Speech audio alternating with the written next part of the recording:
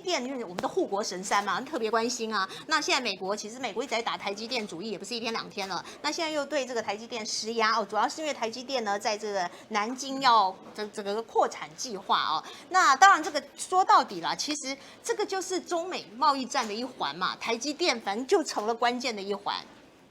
对，我觉得中美关系是这个样子了。中美关系一定是一个竞合的关系，是它绝对不会是说，你看像不管就是说在早期的时候，在上一代的部分呢是美俄的关系，其实是他们美国认为那个苏联是他们最大的敌人嘛，对。但现在呢，他们认为中国大陆呢事实上才是他们最大的一个敌人，所以你会看他所有的力气都摆在这上面。可是以台湾来讲，为什么我始终是很在乎台湾的这个发展的一个原因呢？就是台湾它应该要学习像瑞士一样，你要有一个全球有缺你不可的一个这个产业存在。那半导体产业在今天来讲，战略物资啊，对，它就是。因为今天如果台积电，因为你要知道有很多美国的企业，它的晶圆代工是在哪里？它就是在台积电呢、你看到不管是 Qualcomm 也好啊 ，NVIDIA 也好，像这个演算，尤其在现在我们讲说那个cryptocurrency 的很多的那个演算的东西，所以你都要透过这些的。那你可以想象说，当你的这个chip 啊，这个晶片或者晶圆的它不存在的情况之下，所有的现在的东西呢，它都没有办法按照现在的模式这样生存。所以这个就是为什么台积电它能够在全球上面它有它的话语权，这也是为什么你看像郭董要求要买的时候，这个陈时中不甩，然后等到总统府出来的时候，把台积电也拉进来，因为他知道就是说，他必须要透过在国际间有话语权的一个东西呢，去为台湾，就是说我们需要的疫苗能够尽一份这个心力。所以你看这个。当时这个美国他也讲了说，这个台积电有是寻求这个白宫的一个协助，所以我们从这些林林总总的事情上面，你都可以发现这件事情。好，那台积电呢，现在美国有意见不准他到南京，我们都知道应该在我看应该在4-5年前吧，4-5年前的时候，不是就已经台积电就已经在南京设厂了？对，它不是现在才设的，它4-5年前就设。然后它现在因为南京厂的部分呢，因为它要扩厂的情形呢，美国反对。美国为什么反对呢？对，因为它在这个科技的领域上面来讲，其实美方还是领先这个中国大陆的，所以他当然不希望中国大陆它可以就是说能够尽速的追赶，因为它尽速追赶的话，还在防堵中国啦。对，还在防堵中国。当然它可以尽速追赶的情况下，它变成它全球的争霸里面呢，它的那个优势呢就会下降了。所以我就在讲说，台积电我们的一方面呢，它是我们台湾的这个护国神山；二方面呢，我们当然也是很心疼它了哈，因为你看在很多的时候呢，它必须要出面要争取，然后很多的时候它又必须就是说要听美国老大哥的这个话，它不能够说完全不听啊。所以呢，它现在有这个优势，但我们也想到说，台积电在扩厂的过程当中，它需不需要这些的机器设备？要啊，这些机器设备从哪里来？还是一样从美国来啊。如果现在他不买美国老大哥的这个单的一个情况之下，他现在比如说他要求要进口的这些半导体的机器设备，美国政府说喊卡，那台积电能不能够扩产，它也没办法。所以有时候我们也要给我们的那个台积电呢有一点点的精神的资助啊，虽然也不能讲说啊你为什么怕它呢？所以你就不敢去南京。他必须要很面对现实的一点是说，好。它在这个产业里面，这个产业里面还有很多的基础的这个设施呢，这些东西的供应商到目前为止还是美国，还是主要的一个供应商。当然，中国大陆也在发展的过程当中，不过这中间的中美之间的落差呢还是蛮大的。那我们提到的一点呢，就是说。我们既然知道台湾是存在这样的一个窄缝当中，对台湾人民最好的一件事情就是都不得罪，对，而不是说你去抱一个人的大腿，然后去帮他当成一个这个马前卒一样，然后在那边吆喝一样，然后最后面呢，人家我记得观众朋友可能也有看到，就是说真的美方他也在讲的哈，这是美国的那个讯息，他上面也有提到说，那如果说真的两边台海之间有任何冲突的情况之下，他说。美国不会站在台湾人前面呢，不会啊。对啊，他说你还是要自己的国家自我防卫，他们一直在强调自我防卫。对，这个也很正常。我们必须要讲说，这个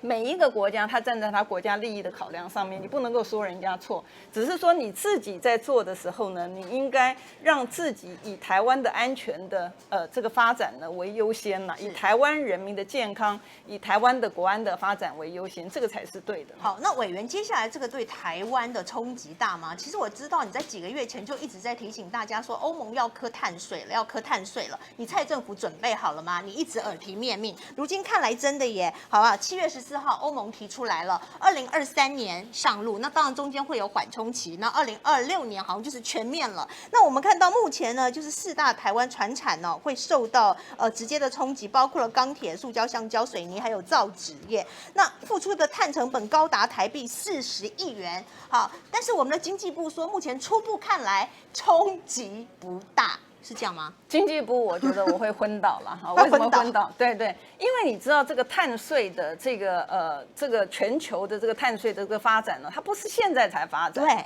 它其实是已经有很长的一段的一个时间在发展，所以大家观众朋友，如果你去看国外的报道的话，在很早以前就已经开始有所谓的碳交易。那时候大家还不知道说碳交易是什么玩意儿，为什么会有个碳交易？就是人家比如说他到这个印尼啊或什么去把整片的那个森林啊买下来，因为他有这个碳排放，他知道说未来在里面呢全球它会有一个碳排放的一个要求，它的一样这样的一个规定的这个规范存在，所以它并不是今天存在。那我要提到的就是，其实这个我记得我在应该是这个会期刚刚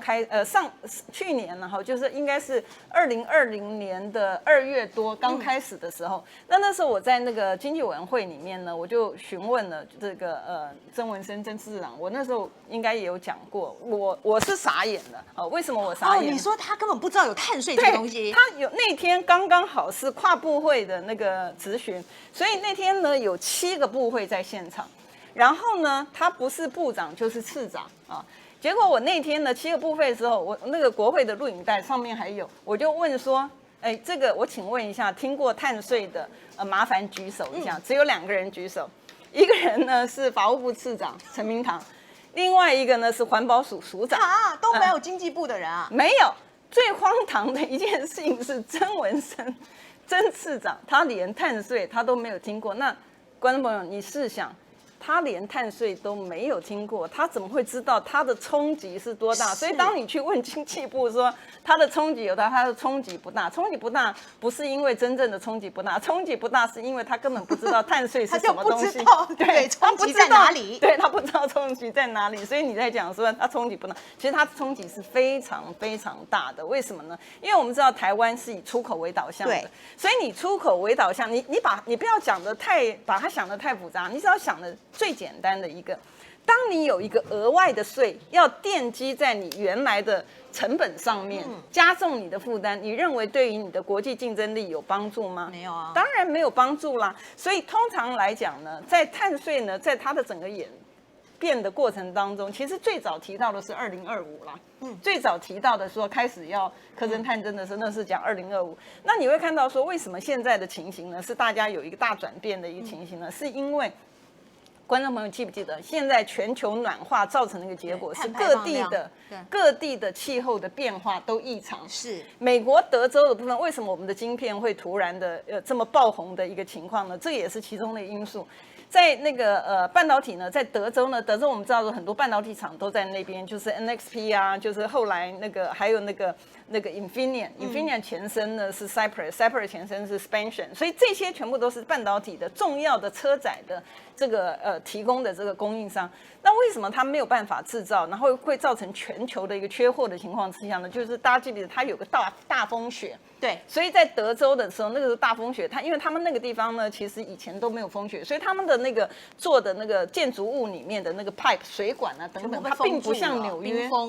纽约的话，纽约因为它常常会冷嘛，所以你在水管、你的建筑物里面的那些的设施里面，它本来就有规划。那德州因为没有，所以它在发生那个大风雪之后呢，就发现那工厂完全没有办法 run， 因为你的水啊那些东西，它会在水管里面就结冰了，所以它根本没有办法到这个工厂来。所以你会发现这些的情形，全球暖化造成的情形有没有让这个各国的这个领导人看到有，所以他们会觉得就是说，哎，这个全球暖化造成的这个气象的这个气候的变更，然后造成的一些的这个情况，一些的危害出来，这个是我们应该要立即要去处理。所以你会看到说，哎，它的原来最早规划的时间点呢，它是有一点点往前拉，对，往前了。那往前拉的情形呢，同样它会造成你的因应的期间呢，你就会缩短啊，你就会缩短。那本来，那我先不问一下，台湾政府有因应吗？我不晓得啊。如果这个曾次长连碳税都没有那肯定就是对他如果连碳税他都没有听过的话，我觉得你要叫他因应恐怕也是蛮困难。现在只有一那就是产业自己看着办喽。产业一直都是自己在努力的过程自立自强中。对，你看缺水的时候，你记不记得缺水的时候，产业已经前面去讲把水车准备好了，对，然后他们还政府只会祈雨，哎，只会祈雨，对，所以这个就是真的啦。我们活在一个需要自力救济的一个年代，所以呢，我们就要靠自己，不要期待政府会做事，有政府会做事，只要有政府别阻碍就不错了。所以这个事情的话，我看到目前说冲击台湾1000亿货品，恐怕还不止，是不是？事实上网友提到的是，就是说，因为它很复杂，好，要在短短的一个节目里面把它讲清楚，其实很困难。可是这个讯息并不是最近才有的，它其实很早以前就有，因为气候暖化它造成的一些的那个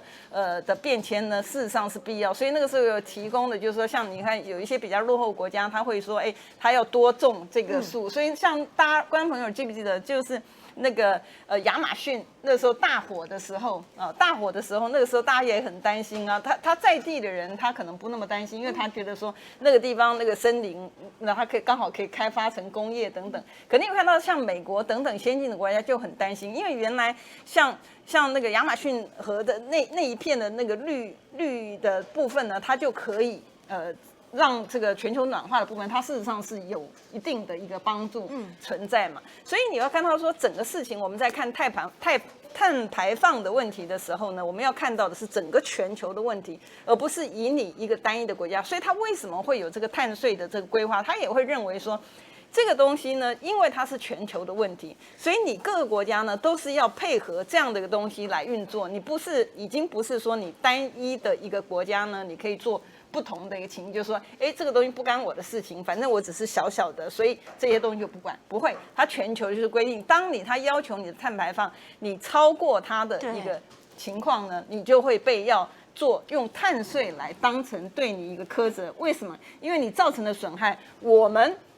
让你用你的钱来弥补你造成的一个损害。所以简单来讲，它的逻辑概念是这样子。